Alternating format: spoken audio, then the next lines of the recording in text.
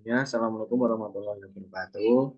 Salam sejahtera bagi kita semua. Om Swastiastu, salam namo buddhaya, salam kebajikan. Selamat petang kepada dosen kita, Bapak Dr. Insinyur Heri Nurdianto, MTI, sebagai dosen pengampu mata kuliah transformasi digital. Yang saya hormati dan teman-teman sekalian yang saya cintai. Sebelum memasuki presentasi, izinkan kami dari kelompok 7 untuk memperkenalkan diri. Saya Novan Romdoni dengan NIM akhir 034. Dan saya Nurlaila Rohma dengan NIM akhir 019. Perkenalkan, nama saya Yasmin Putri Soliha dengan NIM akhir 003.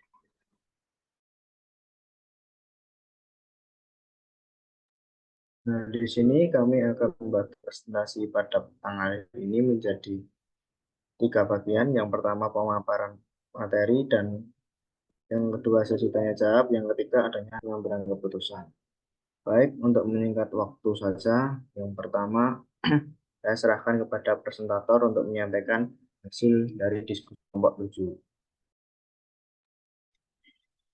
Yang pertama, adapun pengertian web 1.0, yaitu web 1.0 merupakan generasi layanan web pertama. Pengguna web ini hanya bisa mencari serta melihat-lihat informasi yang ada di dalam sebuah web tanpa bisa melakukan interaksi lainnya. Bisa dikatakan pada saat itu tipe web 1.0 hanya menggunakan komunikasi satu arah, sehingga pada saat itu web tipe ini seolah-olah berperan sebagai papan pengumuman yang dihadirkan secara digital. Next.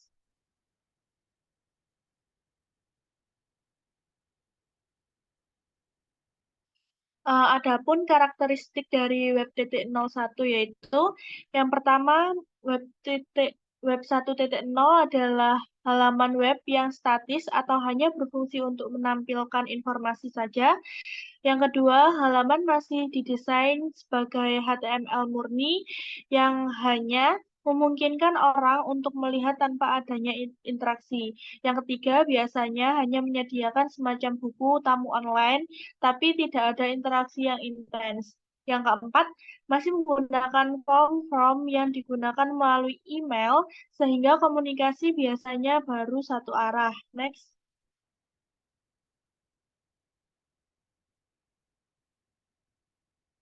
Contoh dari web 1.0 yaitu ada Space Jam Official Website. Hal ini untuk promosi film Space Jam, dan website ini diluncurkan pada tahun 1996. Yang kedua ada The Simpson Official Web. Web ini menampilkan karakter TV The Simpson, dan website ini diluncurkan pada tahun 1996. Yang ketiga ada CNN. Web ini memuat artikel website yang memuat berita-berita dan informasi yang diluncurkan pada tahun 1995. Yang keempat ada Yahoo. Web ini menawarkan berbagai layanan yaitu email dan berita informasi. Yang terakhir ada Alta Vista. Web ini web semacam mesin pencari sebelum adanya Google. Next.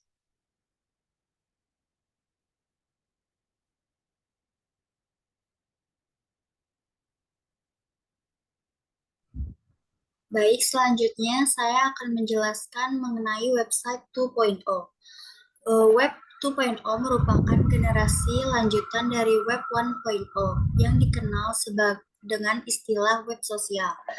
Web 2.0 merupakan situs web yang digunakan untuk konten yang memiliki manfaat pengguna, kemudahan penggunaan, budaya partisipatif, dan interoperabilitas, yaitu kompatibel dengan produk, sistem, dan perangkat untuk pengguna akhir. Web 2.0 pertama kali diciptakan oleh Darcy Dionisi pada tahun 1999, yang kemudian dipopulerkan oleh Tim O'Reilly dan Dale Doki pada konferensi O'Reilly Media Web 2.0 pertama pada akhir 2004. Web 2.0 memungkinkan pengguna untuk berinteraksi dan berkolaborasi satu sama lain melalui dialog media sosial sebagai pembuat konten buatan pengguna dalam komunitas virtual.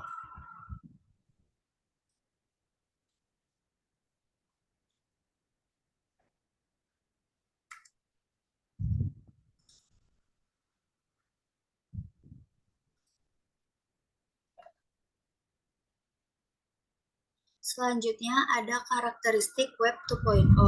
Yang pertama adalah memanfaatkan kecerdasan kolektif. Yang kedua adalah data dalam Intel Insight.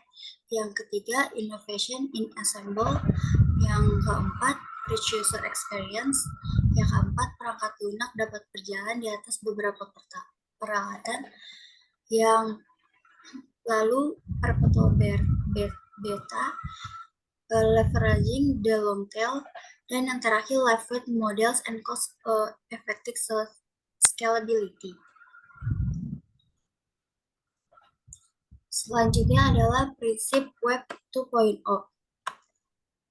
Di sini prinsipnya adalah web sebagai platform dan data sebagai pengendali utama. Lalu efek jaringan diciptakan oleh arsitektur dan partisipasi. Dan yang ketiga, inovasi dalam perakitan sistem serta situs disusun dengan menyatukan fitur dari pengembang yang distribusi dan independen. Jadi semacam model pengembangan terbuka perangkat bersumber.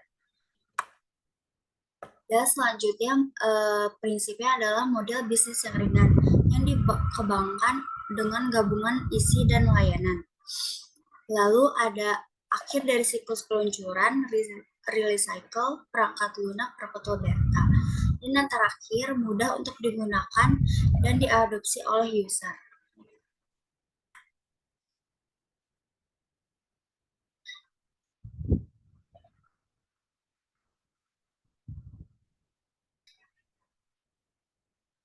Selanjutnya ada contoh Web 2.0. Yang pertama ada blog. Blog berasal dari berbagai ide pribadi untuk mengekspresikan diri.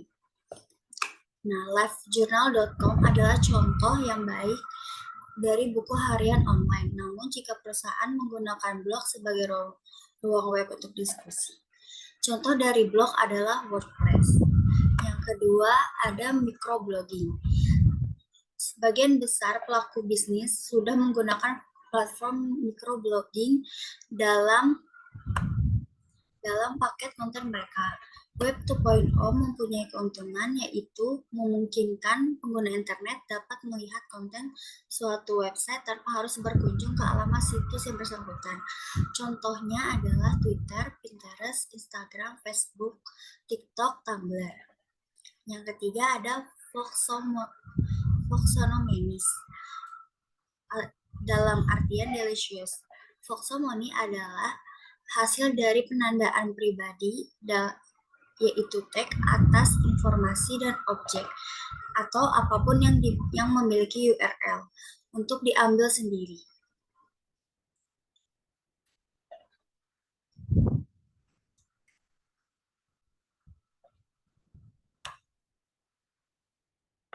Selanjutnya masih ada contoh Web 2.0 yaitu Wikis. Wikis adalah situs seperti web Wikipedia dan yang lainnya, memungkinkan pengguna dari seluruh dunia untuk menambahkan dan memperbarui konten online. Lalu ada jejaring sosial. Jejaring sosial ini bisa meningkatkan interaksi antar individu-individu, individu kelompok-kelompok. Contohnya Facebook, Instagram, Twitter. Dan yang terakhir, situs berbagi video. Contohnya adalah YouTube dan TikTok.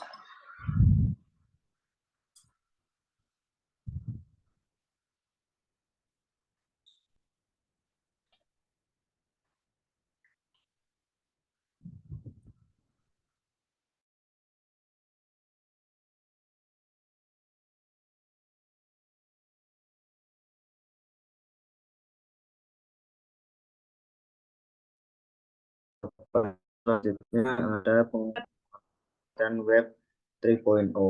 Web 3.0 adalah generasi ketiga dari layanan internet berbasis konsep Web 3.0 pertama kali dikenalkan pada tahun 2001 saat tim Berners-Lee, penemu World Web, menulis sebuah artikel ilmiah yang menggambarkan Web 3.0 sebagai sebuah sarana bagi mesin untuk membaca halaman-halaman web.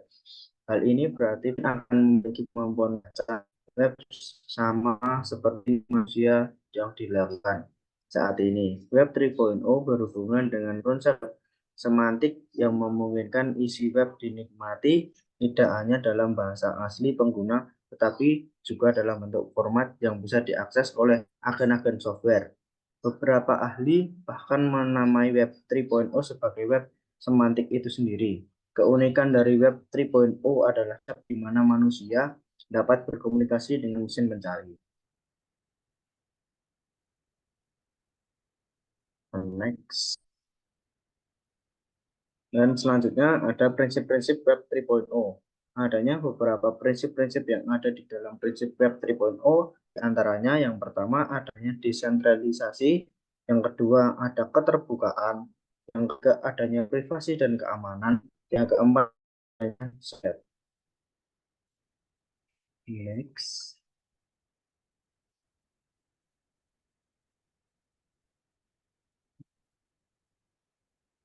Baik, yang selanjutnya adalah karakteristik Web 3.0. Yang pertama, semantik web.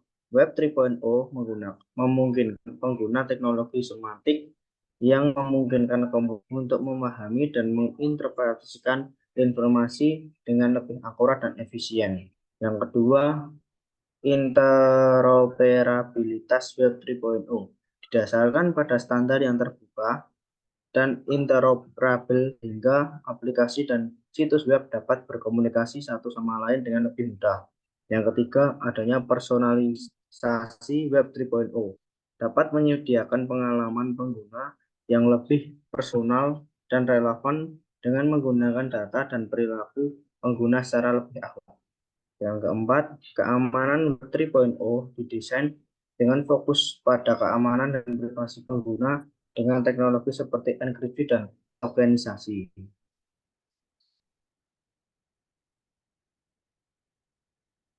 Next. Berikutnya ada contoh dari Web 3.0. Yang pertama ada SpaceJam Official Website. Yang kedua, Ethereum. Ethereum adalah platform blockchain yang memungkinkan pengembangan dan peluncuran aplikasi terdesentralisasi atau DApps serta kontrak pintar smart contract. Ini adalah salah satu contoh utama dari pengguna teknologi blockchain dalam membangun infrastruktur di Web 3.0. Yang kedua ada IPFS atau Interplanetary File System. Ada sebuah sistem distribusi file peer-to-peer yang dirancang untuk menggantikan protokol HTTP tradisional. Ini memungkinkan menyimpan dan mendistribusi file yang terdesentralisasi, menghilangkan ketergantungan pada server yang terpusat. Next.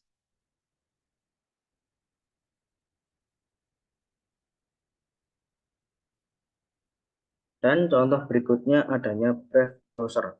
Brave Browser adalah web yang berfokus pada privasi dan keamanan pengguna, dibangun di atas teknologi blockchain. Brave memungkinkan pengguna untuk mengontrol data pribadi mereka sendiri dan memberikan insentif pada pengguna melalui token cryptocurrency asli mereka BAT, Basic Attention Token. Berikutnya ada Uniswap. Uniswap adalah protokol pertukaran terdesentralisasi atau DEX yang berjalan di jaringan Ethereum. Ini memungkinkan pengguna untuk menukar token ERC20 tanpa perlu percaya atau menyimpan data mereka di bursa sentral. Dan yang terakhir ada Decentraland. Decentraland adalah platform virtual terdesentralisasi yang berjalan di atas blockchain Ethereum.